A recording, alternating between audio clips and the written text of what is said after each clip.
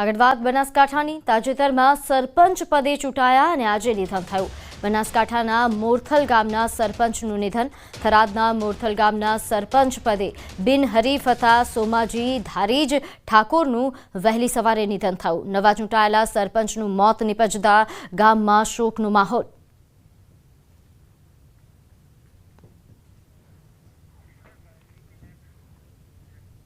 આગળ વાત કરીએ જૂનાગઢની। જૂનાગઢ જિલ્લાનું વધુ એક આશ્રમ વિવાદમાં આવ્યું। જૂનાગઢના બિલખા ખાતે આવેલું નથુરામ શર્માજી સ્થાપિત આનંદ આશ્રમ વિવાદમાં આવ્યું છે। આશ્રમમાં ગેરવહીવટ ચાલતો હોવાના આક્ષેપો લાગ્યા છે। વ્યવસ્થાપક તેમજ મંત્રી સહિત ટ્રસ્ટી મંડળને આશ્રમમાં ચાલતા ગેરવહીવટ અંગે રજૂઆતો કરવા છતાં સંતોષકારક જવાબ ન મળતા હોવાની ફરિયાદો ઉઠી। તેમજ આશ્રમની માલિકીની જમીન વેચી નાખી હોવાના આક્ષેપો કરાયા અને બિનજરૂરી કાયદાકીય સંઘર્ષ ઊભો કરી આશ્રમના નાણાં વેડફાઈ રહ્યા હોવાનો પણ આરોપ છે। तो आश्रमना भूतपूर्व विद्यार्थी द्वारा आक्षेपो कराया छे। आ विविध मुद्दे जिला कलेक्टर ने रजूआत पण करवामां आवी छे। रजूआतने दरकार लेता नथी अने बेदरकारी दाखवी अने जे कांई आश्रमनी प्रणाली छे एनो भंग करे छे। घणी वखत एवुं थयुं छे के आश्रमनी जे संपत्तिओ छे ए संपत्तिओनुं एनी मनमानी रीते ए लोको वेचाण करी नाखे छे। आश्रमनी अंदर उतारानी व्यवस्था होय, भोजननी व्यवस्था होय, पाठशाळानी व्यवस्था होय तो ए जे ट्रस्टी डीट मुजब गुरुदेव आज्ञा करीने गया छे ए मुजब प्रणाली रहती नथी। खातरीपूर्वक कही शकूं के जे कंई वहीवटो थया छे ए एकदम प्रामाणिक ने कायदाना दायरामां रहीने थयेला छे। व्यक्तिगत राग द्वेष अगर तो पूर्व अग्रहो बंधाई गया छे एवुं देखाय छे।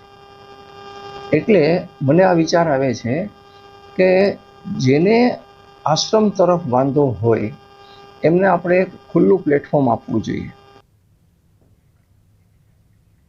તો આ તરફ અમદાવાદ મ્યુનિસિપલ કોર્પોરેશનની વધુ એક બેદરકારી સામે આવી। જ્યાં સિટી બસ આવતી જ નથી ત્યાં લાખોના ખર્ચે બસ સ્ટોપ ઊભું કરી દેવાયું। રાણીપમાં બલોલ નગરથી ચેનપુર જવા માટે સિટી બસ આવતી જ નથી છતાં બસ સ્ટોપ બનાવી દેવાયું છે। આ બસ સ્ટોપને બન્યાને 2 વર્ષ વીતી ગયા છતાં અહીં એક પણ બસની અવરજવર નથી થતી। જેથી બસ સ્ટોપ બનાવ્યું જ કેમ તે પ્રકારના સવાલો લોકમુખે ચર્ચાઈ રહ્યા છે। બસ સ્ટોપને દૂર કરવા લોકોએ રજૂઆત કરી છે અથવા તો બસનો રૂટ શરૂ કરવા માટે લોકો માંગ કરી રહ્યા છે। अमदावाद म्युनिसिपल कॉर्पोरेशन पोताना काम प्रत्ये बेदरकार होय तेवा तो अनेक किस्सा सामे आव्या छे। परंतु बुद्धिनुं देवाळुं फूंकतुं होय तेवा पण अनेक घटनाओ जे छे ते सामे आवती होय छे। अने आ न्यू राणीप विस्तार छे अने तेमां पण अमदावाद म्युनिसिपल कॉर्पोरेशननुं मिसमेनेजमेंट अने साथे साथे बुद्धिनुं देवाळुं फूंक्युं होय ते प्रकारना विगतो जे छे ते सामे आवी छे। हाल आप ज्यां जोई शको छो के न्यू राणीप विस्तारमां आ बस स्टेन्ड बनावी देवायुं छे। परंतु सौथी मोटी वात ए छे के અહીં આ રૂટ પર એક પણ એએમટીએસની બસ આવતી નથી। આ રૂટ બસ માટે છે જ નહીં તો પછી કેમ લાખો રૂપિયા ખર્ચી અને તંત્ર દ્વારા અહીંયા બસ સ્ટેન્ડ બનાવવામાં આવ્યું છે તે એક સૌથી મોટો સવાલ છે। ભાઈ વિરેન્દ્રભાઈ આપણી સાથે છે। શું આ જે બસ સ્ટેન્ડ બનાવવામાં આવ્યું છે બસ સ્ટોપ જે આ રૂટ પર બસ આવતી નથી શું છે? આ જે મેઇન રોડ છે જીએસટી પુલ બાજુનો અને સીધો જાય ચેનપુર થઈને જીએસટી રોડે અમારા અહીંયા એસવી સ્ક્વેર પાસે જે બસ સ્ટેન્ડ બનાવ્યું છે પણ છેલ્લા જ્યારથી બસ સ્ટેન્ડ બનાવ્યું એના પછી કોઈ બસ અમારા ત્યાં રોડ પર આવી નથી। અને બસનો રૂટ પાછળ તિરુપતિ થઈને જે કાઉન્સિલર દશરથભાઈ છે એ રાય રૂટ ઉપર થઈને સીધો ચેનપુર જાય છે અને આ ખોટું બસ સ્ટેન્ડ બનાવેલું છે। બસ આવતી નથી તો બસ સ્ટેન્ડ બનાવવામાં કોઈ મતલબ જ નથી ને। બસ સ્ટેન્ડ બનાવ્યું છે તો બસ ચાલુ કરો। આ રસ્તો છે જીએસટી ફાટકથી થઈ તે કેસી હાઈવે પર જાય છે તો એકાદી બસ તો ચાલુ થવી જોઈએ ને। બધી જ આનંદ પાર્ટી પ્લોટથી વળી જાય છે તો અહીંયા એકાદી બસ તો ચાલુ કરો। દરેક સ્થાનિકોનો આક્ષેપ છે માત્ર ખાલી બસ સ્ટેન્ડ ઊભું કરી દીધું છે અને તેના કારણે વાહન ચાલકો લોકોને તકલીફ પડી રહી છે। કેમેરામેન ખેંગાર રાઠોડ સાથે સંજય ડાંક, ન્યૂઝ 18 ગુજરાતી, અમદાવાદ। તો દ્વારકામાં સવારથી ધોધમાર વરસાદી માહોલ છવાયો છે। દ્વારકા પંથકમાં સવારથી જ ધોધમાર વરસાદ નોંધાયો।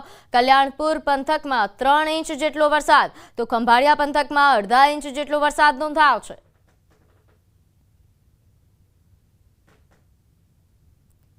આ ઉપરાંત ભાણવડ પંથકમાં પણ વરસાદ નોંધાયો. ખંભાળિયા પંથકમાં અડધા ઇંચ, જ્યારે ભાણવડમાં 1 ઇંચ જેટલો વરસાદ નોંધાયો છે. તો દ્વારકામાં વહેલી સવારથી મેઘરાજા મહેરબાન થયા છે, જેને લઈને વધુ વિગત સાથે આપણી સાથે સંવાદદાતા મુકુંદ જોડાઈ ગયા છે. દ્વારકામાં હાલ કેવો વરસાદી માહોલ? વાત કરવામાં આવે તો દેવભૂમિ દ્વારકા જિલ્લામાં વહેલી સવારે 7 વાગ્યાથી જ મેઘરાજાએ તોફાની બેટિંગ શરૂ કરી હતી. વાત કરીએ તો દ્વારકા શહેરમાં વહેલી સવારે 7 વાગ્યાથી અત્યાર સુધીમાં 4 ઇંચ જેટલો વરસાદ ખાબકતા દ્વારકાની તમામ બજારોમાં પણ ધસમસતા પાણીના પૂર વહેતા થયા હતા. ત્યારે કલ્યાણપુરની વાત કરીએ તો કલ્યાણપુર પંથકમાં પણ 3 ઇંચ વરસાદ નોંધાયો છે. ભાણવડમાં 1 ઇંચ વરસાદ નોંધાયો છે અને ખંભાળિયામાં પણ અડધા ઇંચ જેટલો વરસાદ નોંધાતા ગ્રામ્ય વિસ્તારમાં પણ જે ખેતરો છે તે ખેતરો પાણીમાં તરબોળ થયા છે. ખાસ કરીને વાત કરીએ તો દ્વારકા શહેરમાં વહેલી સવારથી વરસાદી માહોલ હોય. વરસાદ ખાબકતા દ્વારકાધીશ જગત મંદિરના 56 સીડી તેમજ ગોમતી ઘાટના જે પગથિયા છે તે પગથિયામાંથી આહલાદક દ્રશ્યો પણ સામે આવ્યા હતા. દ્વારકાના ઇસ્કોન ગેટ, ભદ્રકાલી ચોક, સ્ટેશન રોડ સહિતના જે વિસ્તારો છે આ વિસ્તારોમાં પણ ધસમસતા પાણીના પૂર વહેતા થયા હતા. જી આભાર માહિતી આપવા બદલ. તો હાલ જે રીતે સંવાદદાતાએ જણાવ્યું કે દ્વારકામાં વહેલી સવારથી જ વરસાદી માહોલ છવાયો છે.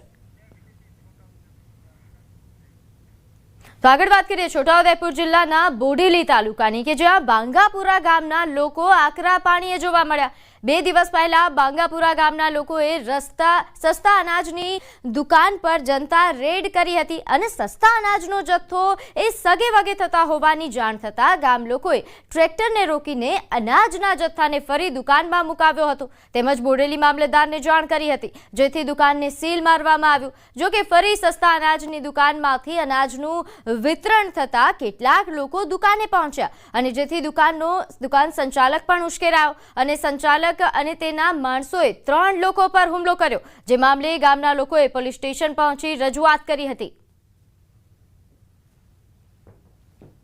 રાઠવા સમાજ ઉપર પણ એક મોટી એ છે એટલે ગામમાં એક ડરનો માહોલ ઉભો થઈ ગયો છે અને અમારા પરિવાર માટે છે અમારે એક મારી નાખવાની ધમકીઓ પણ આપેલી છે.